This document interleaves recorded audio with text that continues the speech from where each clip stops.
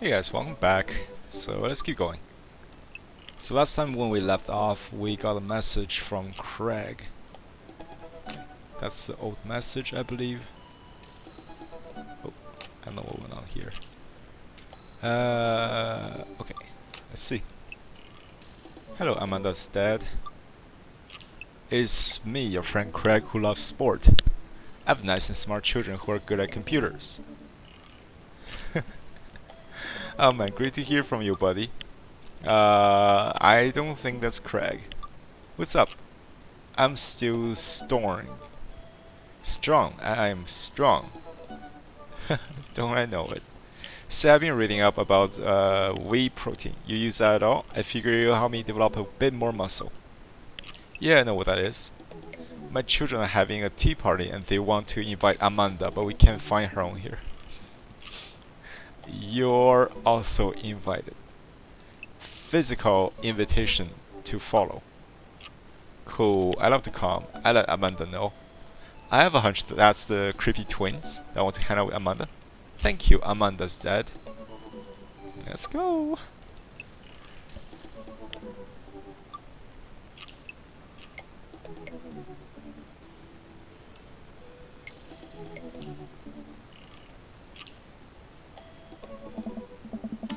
Coffee time. You know dads love coffee. Gotta brew myself something black. As midnight on a moonless night.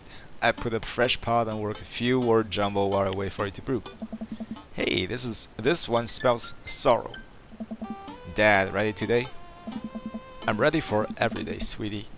Gonna tackle it head on. No, are you ready for the thing that we're gonna do today? The thing that you promised you do? Honey, I already told you that I'm not gonna throw away my Tom Clancy novel. They're just stacked in the living room. I keep bumping into them and knocking them over and you don't even read them. Wait, no, that's not what I hear about. The tea party, Dad. Nope, I don't remember that. Oh, come on.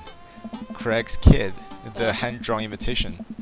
Amanda walks over to the refrigerator and comes back with a hand-drawn invitation on a sheet of computer paper, inviting Amanda and Amanda's dad to a tea party. They spelled cordially wrong. Just put on some going outside pants and let's get going. I can go outside in a sweatpants. Nothing's stopping me. Dad, just... I'll see you in a minute.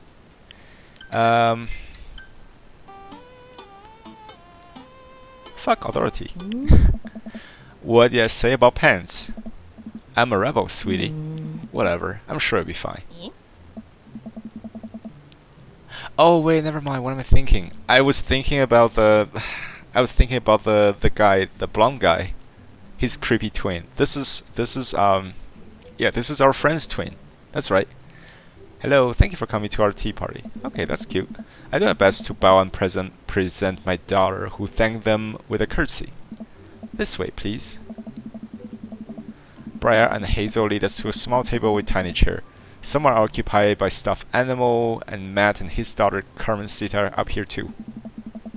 Matt raises a comically small plastic teacup to me. Hey dude, how's the tea? The imaginary tea is absolutely wonderful. I taste a hint of lemongrass. Hello, Carmencita. Hello, Mr. Amanda's dad. Did you just wake up? No. Why? Oh, the pants. Those are inside pants. Amanda laughs. Please have a seat. I sit down between Amanda and Matt. I don't think I'm going to be able to get out of this chair. Hi, everyone. Oh, Daisy's here too. I turn to see Daisy and Brian enter the backyard and take a seat next to us. Sorry we're late. Daisy made me put on my going outside pants. Amanda punches me on the shoulder. See? Oh, so you approve of cargo short while they are on Brian, but not when they're on me? Dad, you're embarrassing me at a tea party. This is a high-class affair. But...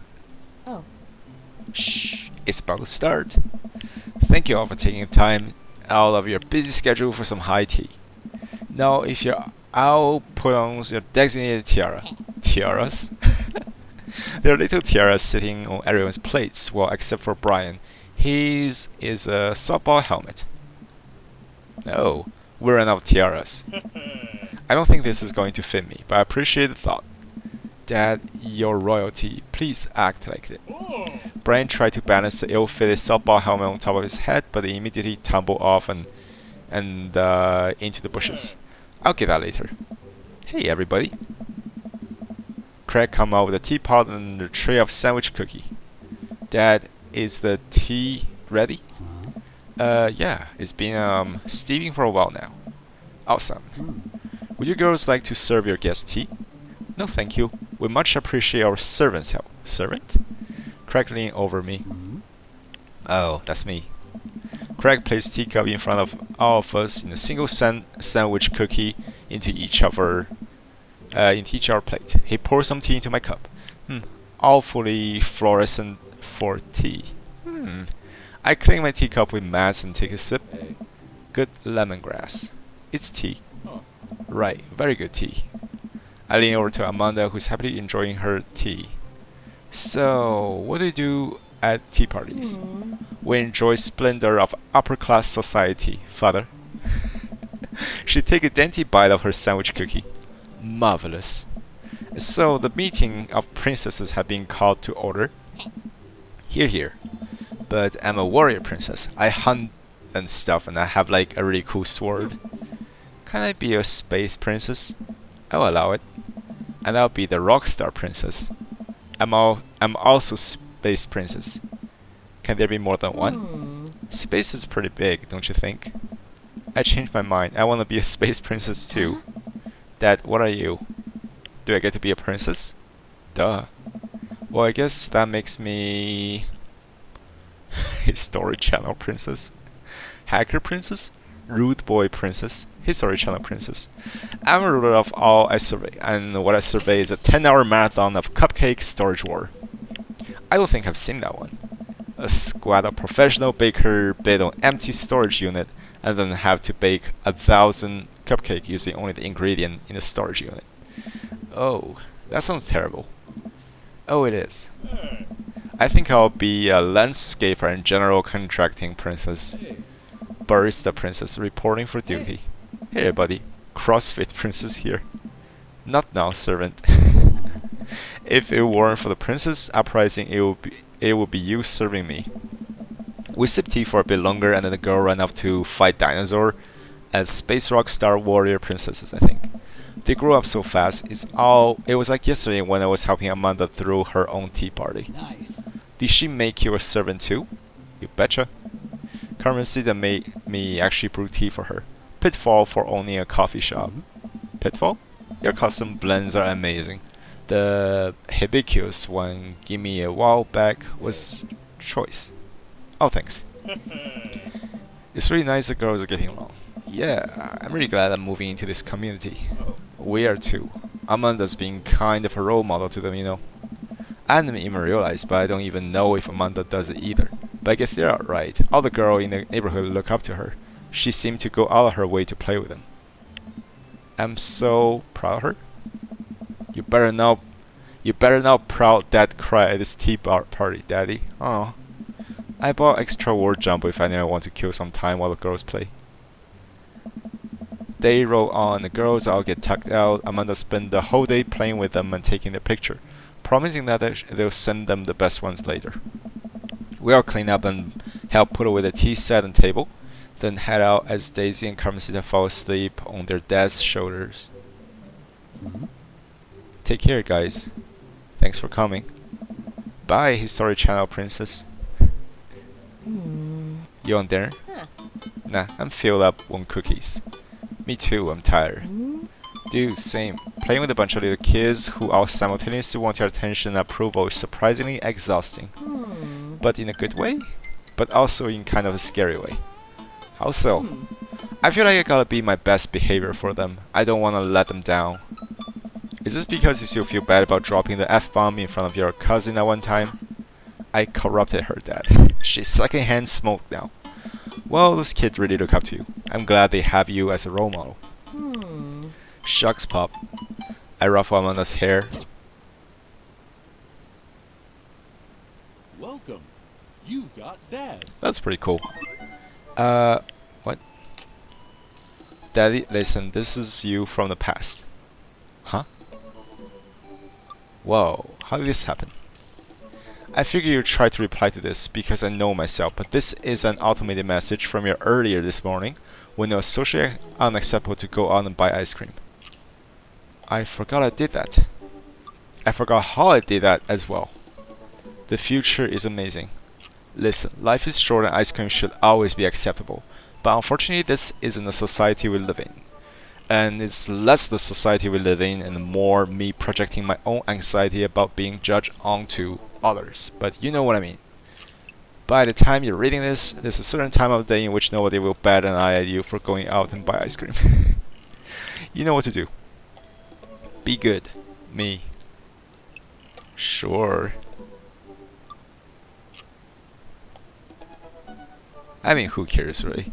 You know what? I earn a little treat on the way home and decide to stop by to grab some ice cream, which I fully planted directly in front of the tub. Directly from the tub. Well, you just had a bunch of cookies. I don't know if I would do that, but I spend a lot of time trying to figure out just which type of ice cream I like to eat directly from the tub. Rocky Road, Pistachio. Oh, Amanda's is pistachio or pistachio. Oh, Amanda's probably gonna want some too. Better get two tub. She loves cookie dough ice cream, right? Hey, mister. I turn around to see Ernest leaning up against the wall of convenience store. Ernest? You're cool, right? I'm cool. But I don't see what does that have to do with anything. Well, if you're cool, you'll help me out, right? Help you out. There's no fire involved, is there? Just clouds. If I give you $20, will buy me a e-liquid. Ernest, what's e-liquid? It's like a Gatorade, you know, electrolyte fluid. I'll get it myself, but I'm banned from here trying to run a grift from on the cashier. A classic fiddle game, you know the deal. Oh, you're talking about balanced electrolyte that I got your little body. Is that e-cig? If I don't know you, I don't know you play the fiddle. Just as a clerk for Blue Cranrazapo Vortex, you'll know what it is. I pick up a tub of pistachio ice cream for myself and a tub of cookie dough for Amanda. I search around for some blue crayon void stare. I don't think that's what it was, but I can't seem to find any. I turn to the cashier. Hey, say, where's your finest e-liquid? Behind the counter, you got an ID. First of all, my daughter is older than you. Second of all, I'm flattered. I switched shampoo recently. Is that taking some years off?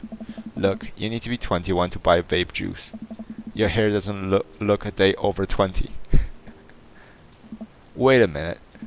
Are you just trying to butter me up to get me to buy more ice cream because it's working?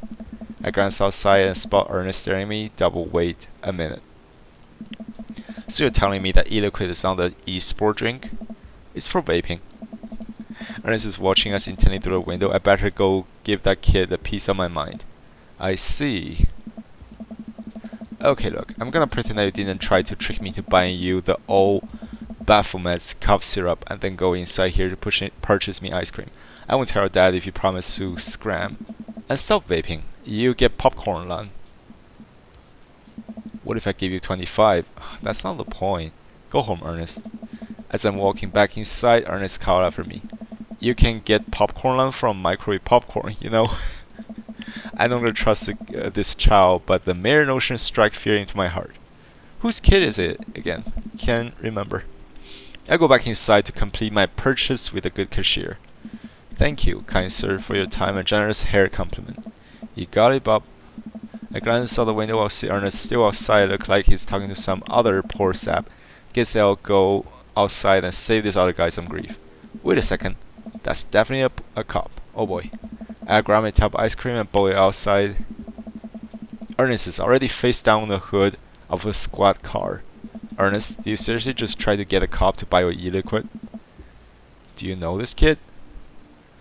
I'm friend with his dad. Listen, he's a good kid and I'm this boy's father. Oh, uh-oh. I turn around and see Robert walking up. Oh, that's his kid. Straight and toward the convenience store. Ernest, what are you doing? I want a lawyer. First of all, good first instinct. Remember that you're not required to answer any question from a police officer without a lawyer present. You're the boy's father? Oh. Yes, sir. Ernest liked to lash out at me like this ever since the accident. What? Oh, I don't like talking about it. That's fine. Robert gets a wistful twinkle in his eye. It all started 7 summers ago. My hair was long then. New metal was still in style. Ernest and I were down the Florida swampland scavenging for Sir. I can leave you to take it from here. Sounds good. Thanks, officer. Ernest, come along now. You'll be cleaning grout from the rain gutter for a week. Thanks for this transgression. The police officer gets in his car and drive out. I'm stunned at how cool Robert was just there. Thanks. I wanna say, Richard? Ouch. Don't mention it. Hemingway. Got in trouble plenty of time in my life, just trying to do my good deed of the day. Will you buy me e-liquid if I give you $20? Child, I will end you. End you. Hey, Daddy, will you walk Ernest home with me? Sure. Hey. Ernest runs ahead, pretends so he won't see us, which is a thing I think kids do. He reminds me a lot of myself when I was his age. Well, maybe I wasn't as dumb. Seemed like he tortures his dad. Seemed like he tortured just about everybody. He even stole your wallet. What? I pat my back pocket. I pat the rest of my pocket. He stole my wallet. Why are you doing this to yourself? What? Robert pointed at my tub of ice cream. One of them is for Amanda. Hey. I have no qualm with the quantity of ice cream you purchase. It's a perfectly respectable amount of ice cream. It's just quality I'm talking about. You work hard, Daddy. You're a good dad. Don't you think you deserve top shelf ice cream? But these were on sale. If you're gonna treat yourself, go big or go home. Real vanilla bean, real pistachio. You deserve it. Hey. We arrived at the cul-de-sac, and Ernest ran into his home. That boy is the reason why we don't have prizes in cereals anymore. Catch you around, Daddy. Robert tosses me my wallet. I catch with a surprised look on my face. I stole it back. Keep it in your front pocket, or use a chain like back in your scuddy. Smell it later. See ya, Robert. I go back inside my home, ready to spend the rest of my night with 2 tub of ice cream and also Amanda. That was pretty cool. Welcome. You've got dads. Let's do one more date. I think we have one more date left with Brian before we have to choose.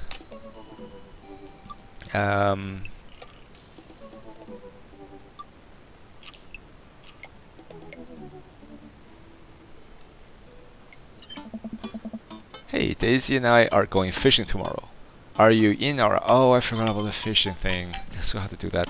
I have a message from Brian. Oh no, I've been dreading this day. I accidentally boasted about my ability as a fisherman to Brian. Now he's challenging me to another dead-off. I've been doing my fishing research online, but I'm nowhere close to being an expert. Still though, I have to accept. I type back to Brian. Sounds great, man. Super excited to catch all those fish. Make sure your mower is good working order because you're over my lawn this weekend. Thou show him. Brian responds back, let me know that tomorrow he'll pick us up at an hour I previously forgot existed. Man, that's gonna be a rough start. Amanda comes in the room from the kitchen, eating a cheese stick by biting it off piece by piece like some kind of monster. Oh, I didn't raise you like that. You're supposed to peel it. It's called a string cheese and not a chumpy cheese for a reason, Amanda. But then again, nobody had time for that, right? Did you just call me here to criticize my controversial string cheese eating technique or what? No, Amanda. We have to go fishing tomorrow. Well, you have to go fishing. I get to play with Brian's dog. How do I become a master of fishing overnight? You went fishing in the Girl Scout, didn't you? Nope. My stint in the Scout was brief and purely transactional. Though I could get free cookie, but I didn't know what I had to be outside and tie knots and stuff. But I have to beat Brian. Dad, let me tell you a story. Do you remember last summer how I applied for a job at a coffee shop across town? Give me a refresher. During an interview, they asked me if I knew how to work an espresso machine. And I really wanted the job, so I lied and said yes. On the first morning, there was a line out the door, and within half an hour, I severely burned my hand and told me to go home and never come back. I still have a scar from that. Of course I remember. What does that have to do with go fishing? The burn is a metaphor for Dad. I don't get it. Oh, come on. You can lead a horse to water. What do horse have to do with fish and burn? Dad, please. I don't get your obsession with competing against Brian. You would understand. It's that thing. Please try explaining to me. Okay, Brian's just... He just thinks that he's so much better than me and is purposefully remind me of that whenever he can. It's like he has to one-up me. I have to beat him at his own game. Is that what you think is happening here? No, Amanda. Okay, good. I know that's what's happening. Alright, Pop. We should both be getting some sleep. See you in the morning. Night, Panda. I brush my teeth and throw in some pajama. I climb into bed, set my alarm, and close my eye. Oh, you sleep at like 7 p.m.? That's really early. Okay, sleep. Oh, I guess they are getting up pretty early in the morning, like 3 or 4 a.m. That makes sense. They're sleeping at 7. I'm wide awake. I can't help but think about the last time I went fishing, hoping that there's something I can glean from it to give me an edge over Brian. I was about 9 years old. My dad woke me up one morning and told me to get dressed and meet him downstairs. It was still dark out. I had no idea what was going on, but before I knew it, we were both alone on a freezing cold lake. I had to sit there for hours while it got hot and muggy, the air thick with bug. I picked at a mosquito bite while my dad sat in a stony silence, fishing pole in one hand and beer in the other. We didn't catch anything. On a long drive home, my father bought me a pack of cigarettes and didn't say a thing. That didn't help, but I think I have some repressed sadness about my father. I'll deal with that later. I'm sitting on a boat in the middle of a body of water. I can't see any land, but I know it's a lake. The water is placid and still. I'm holding a fishing pole. I don't understand why, but it feels like my life depends on catching fish right now. I cast my lure into the water and wait and wait and waited. Oh, am I dreaming? My whole being is filled with hopelessness and watch the line disappear into the depth below. You use the wrong lure. I look up and see my father, just as he's looked down one cold morning, disapproving. I'm panicking now. I pull the lure up and grab a different one, but all of the lure in my tackle box are exactly the same. I look at my father for guidance, but he's gone. I try casting again, but I can't hold the footing. My boat tips over and falls into water, sinking further and further. I see a multitude of fish that has been lying just below the surface, all swimming around me as if to taunt me. One fish swim up to me. He has Brian's eyes. You gotta use neutral buoyancy lure if you try to catch a trout, buddy. I jolted awake at the sound of my alarm. It's fishing day. That will explain the weird dream. I groggily slip on cloth and get ready. I spot Amanda's door half open and see her still curled up in a curtain of blanket. Walking over to her bed, I give her a tiny kiss on the forehead. Fishing day, kiddo. You ready? No. Well, you gotta get up. I can't do this without you. Also, stop sleeping in your clothes. I'm gonna pull her comforter over her head. Never. Amanda? I'll get up in a minute. Alright, Brian should be there in 20, so you better not just go back to sleep. I'm gonna stick her hand through the blanket to wake me away. I leave her room and make myself some coffee and another cup with lots of cream and sugar for Amanda. Whenever she gets up, Amanda eventually wanders into to chuck her coffee while do word jumble. I hear a doorbell ring. That must be Brian. Still rubbing our eyes. Oh, it's really early. Walks outside to see Brian. He's decked out in fishing gear. Daisy's falling asleep next to him. Early bird get the worm, buddy. You ready for fish? To fish? I was born ready. My eyes narrow on Brian. It's a good day to die. Hop on in, guys. Let's get this fishing party started. Walk over to the driver's side of the door and open it. Oof, oof. Oh, the doggy. Brian's dog immediately hopped into the driver's seat, wagging his tail furiously. Can I see your license, sir? Maxwell, let Daddy sit. Maxwell obediently hopped on the back to cuddle with Daisy. Amanda settled in next to Maxwell and Daisy immediately fell asleep. You ready for adventure?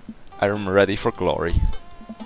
I struggled to stay awake after the drive to the outskirts of the town. Country music play quietly from the radio as we watch trees pass by. So where exactly are we headed? It's about an hour north of here, a little spot I've been going to since I was a kid. My dad used to take me there all the time. I don't think anybody else knows about it. I brought everything we need so we can catch some trout, have a nice little fire, and enjoy the nature. My fishing pole is in the shop, getting it tuned up. Do you maybe have an extra I could borrow? But of course, it's probably not as nice as it sounds like yours is, though. Wow. Right. I'm digging a hole there. I stare out the forest lining on the highway. The sun is barely over the horizon, scattering dusky pink light across the trees. For a split second, I spot a deer grazing on the side of the road before I leap back into the bushes. After a nice, quiet drive, Brian imagery tell me to pull out the highway and onto the dirty road. The car bump along until we reach a clearing that opens up a magnificent lake. Well, here we are. Wow, that looks pretty. I step out the car and help Brian unload our gear as Maxwell runs around us barking. The kids wake up and wander to the shore where Daisy tried to teach Amanda how to skip rock. Brian and I carry the tackle box and cooler down the edge of the lake where he has a canoe waiting.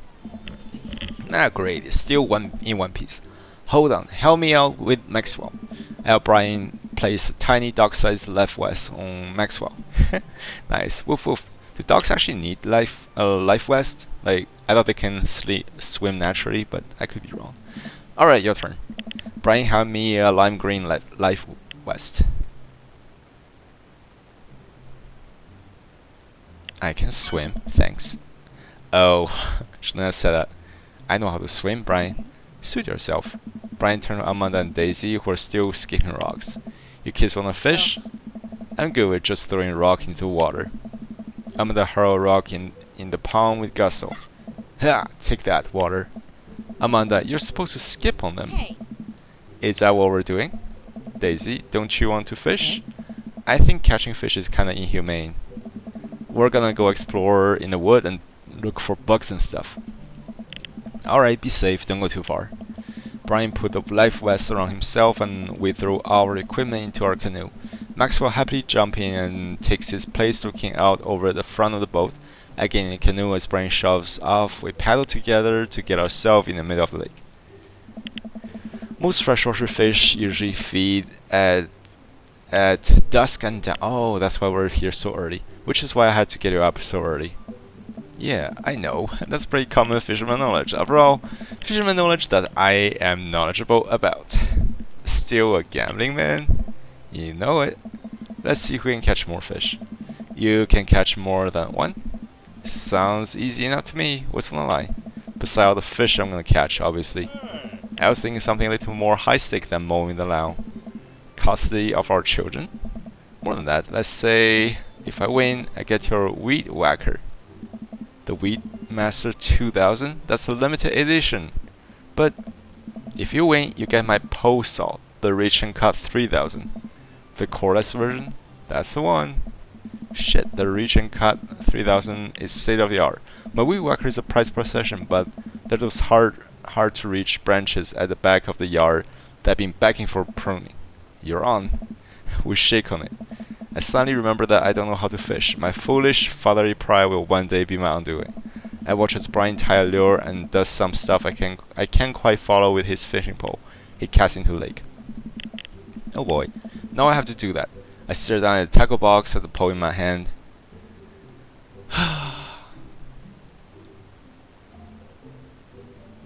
Stretch before physical activity. Because I'm such a pro fisherman, I anticipate a lot quicker physical movement over the course of this fishing session. To prepare for such activity, I will now stretch my body so that it's limber and ready for battle.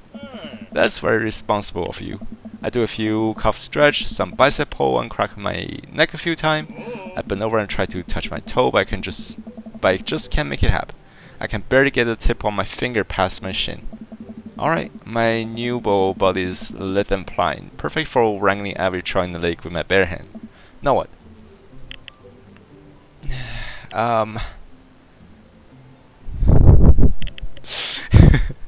Should I just meditate. I close my hand, relax my muscle. I clear my mind out thought and focus on taking deep, even breath. What are you doing? I'm meditating. It's an exercise in mindfulness and positive visualization.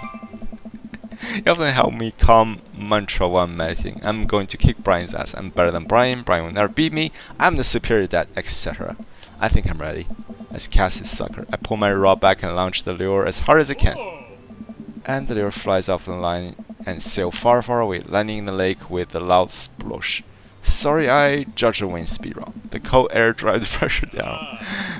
Go ahead and take my pole. I know it's hard to switch into a new pole when you're not used to. I'll fix another lure. Brian hand me his pole with a smile and just sit there, feeling like an idiot. Oh, do I have to actually do that? No. Fishing around here is easy. They group up. All you gotta do is line up 3 of the same species and reel them in. Oh, it's literally Candy Crush or like what's that game? The Gym. I can't remember. Yeah, it's pretty much Candy Crush. I can do this. I need to match 3 of the same species. I can't tell which fish is which. Match that fish. Oh my god. Oh. Nice match. Okay. Nice match. That's one here. Oh my god. This is awful. I can't see anything. Okay, I need to shut up. Here. Nice match. That's one. Oh god. There's one here. This one here. It's a double. Oh my god. Nice match. Now you're fishing. Nice match. Okay, sorry guys, I'm gonna shut up and actually try to win this. Now you're Our lawnmower is on the line. catch of the day. And more importantly, our pride is on the line. Rainbow trout. Nice catch.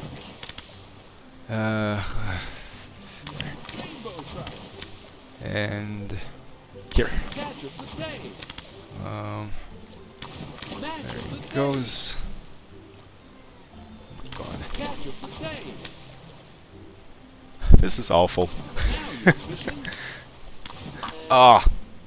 That's another pike, spawning fish that isn't great for eating due to its tough, skilly hide.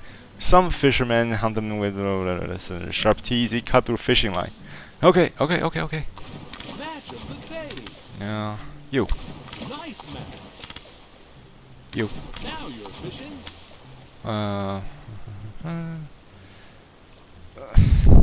Here. Nice match. Okay. Where else? Nice match. Now you're fishing.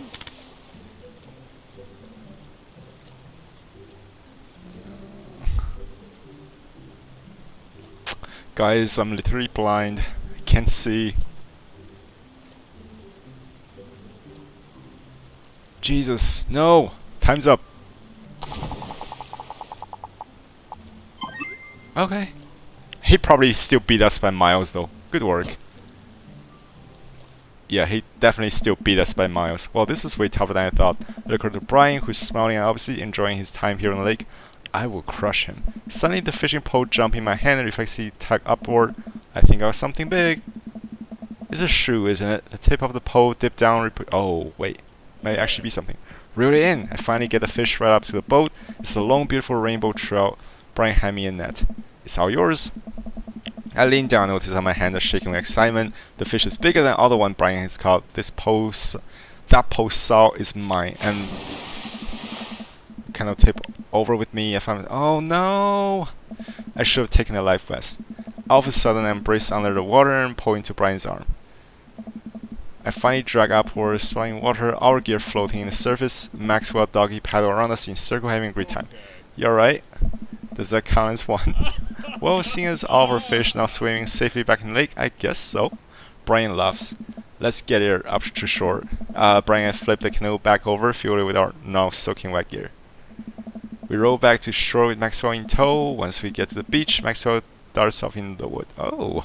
Take off his shirt. Dots of lake water glancing in the sun across his strong back. Man, all that general contracting must be built this guy like an ox. ... I hope he does not notice me staring. I'm gonna get the fire going so I can dry off. Wanna hand me yours? Yes, okay. I reluctantly take off my own shirt and toss it to Brian. I suddenly wish I had done more sit-up in my life. Arnie said it all already. Another thing you bested me, stupid sexy Brian. He has a pot belly, you're fine. You might as well fry that shirt up. Seems like it's the only lunch we'll have. The day is young. We can fish from the shore. Once Brian get the fire going, I sit and try to dry out my pants. Brian sends a couple lure out by the water edge. We're probably gonna have to put the kibosh on the competition for now. Until another day. My stomach growls. You hungry? Oh, I'm fine. Brian reached into cargo shorts and pulled out a few granola bar. I have a small child. I am flush with snack. Brian joined me by the fire and accepted the cargo short granola. And now, we're back to waiting. Where did the girls get off to? Shouldn't they be back by now? I wouldn't worry about it too much. There are a couple of smart kids. That's what I'm worried about. They're too smart. They're probably establishing a small rural government by this point and install themselves as leaders. I take a look around the sun cresting on the tree line, casting an entire lake in a warm golden glow. The forest seems to be coming alive now. Birds chirping in the distance. Wow, nature is beautiful. A mosquito bites me. I slap my knife and curse. Nature sucks. Here you go, bud. Brian handed me a bottle of bug spray. I begrudgingly take it and douse myself. Oh, I always hated how this stuff smells. Really? I always kind of liked it. Remind me of being outside. Maybe you and I have different sentiment on the outdoors. Maxwell come bounding up to me, a huge stick in his mouth. He dropped me at my feet and looked at me expectantly. Throw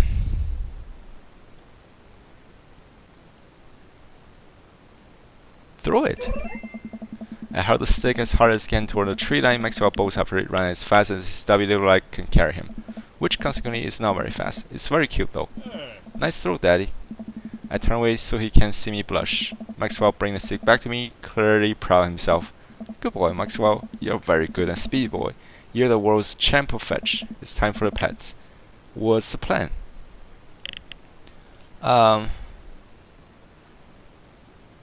Did our belly scratches? Roll over and let me rub his belly. He wriggled and went, clearly loving it. I feel like a bit of third wheel here. Where are all my belly rub? I am so flustered I can barely say anything. I just focus on patting Maxwell and hope Brian doesn't notice how much I'm sweating. While I'm patting Maxwell, fish begin routinely pulling on Brian's line. I watch Brian effortlessly fill out the fish, squirts a bit of lemon on them, and frying them up on the cast iron pan. Before we know it, we have a feast fit for a couple of shirtless stews. Amanda and Daisy emerge from the wood looking totally unscathed. Wow. Dead Bod Patrol. I'm going to have to issue you both a citation and demand you both put your shirt on. There are children present. Brian tosses me a now dry shirt. I put it on my head. Thankfully, I will no longer be distracted by Brian and his specs. Where you guys been? Studying entomology? What? Like insects?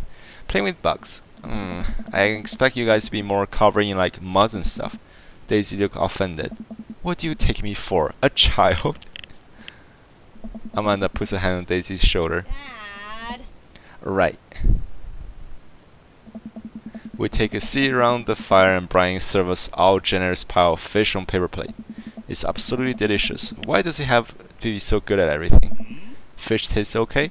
Is Amanda both not furiously mouthful of fish? It's incredible. I never had fish this good. Yeah, it's great. Oh, Harding family recipe. Why are your pants wet? Well, Amanda, we're out there on the lake and then accidentally tip over that boat. Aw, don't worry. All the gear floated to the surface so we didn't lose anything. Right, Daddy? Yeah, that's exactly what happened. I can't believe he just covered for me. Gosh, he even out-humbles me. He's trying to beat me at everything, including my world-famous sense of humility. Oh boy. We finish our fish and end up playing catch with Maxwell for a little while before we decide to head out. After clearing up the camp, we pack the station wagon and let Maxwell into the back seat. The poor pup fell asleep in a cuddle puddle with Amanda and Daisy. They've all had a long day. Been an ordeal day, but let me drive you guys home. I want to prove that I'm the most awake dad on the block, but yeah, I'm beat. Fine. As we drive away, I take one last look at the lake disappearing behind us and smile. I rest my head against the window and low rumble the dirt road beneath us lure me into a peaceful sleep. Hey, sleepyhead. I open my eye and realize that I had dozed off in the car. I self-consciously wipe a bit of drool off my chin. Oh hey, I was resting my eyes. What is this music? Just in case we suddenly have to jump into a sort of conflict, so I'm super awake for it. I'm ready to fight with my strong arms. It's all good. You earned some rest, buddy. Thanks for coming out with us today. I had lots of fun with you. Thanks for inviting us. I also had fun, actually. Glad to hear it. Take it easy, yeah? You too. Take it the easiest. Brian chuckled to himself as he unloaded the car. Amanda and I get inside immediately collapsed on the couch. Long day. Yep. I was so close to that postal. Postal? Yeah, Brian and I were competing to see who could catch the most fish and... Ah, stop. Why do you care so much?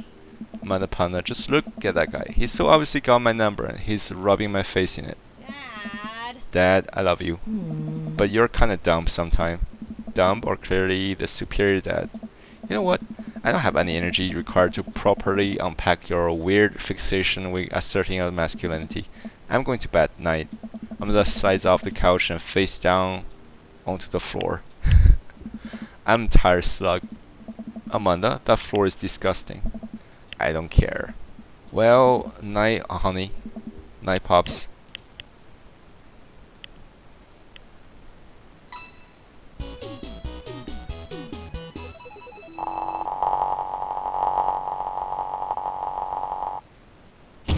Of all the dates I've been on, that sure was something. I fucked up that one question or like that one choice. Should have taken a life vest, but other than that, I think it went pretty good. Welcome. You've got dads. What time is it? It's 40 minutes. I think it's a good time to call it. So now, I guess we finish all the dates with like all 4 of this guy. I don't know if I finished like both dates with Robert. Yeah, wait, I did. Yeah. So next time we're gonna start dating those 3s, and then we're gonna probably go through the ending one by one, see what all the ending is like. But so far, I'm enjoying this game. So yeah. And just quickly save and see you guys on the next part. Yeah. Thank you for watching.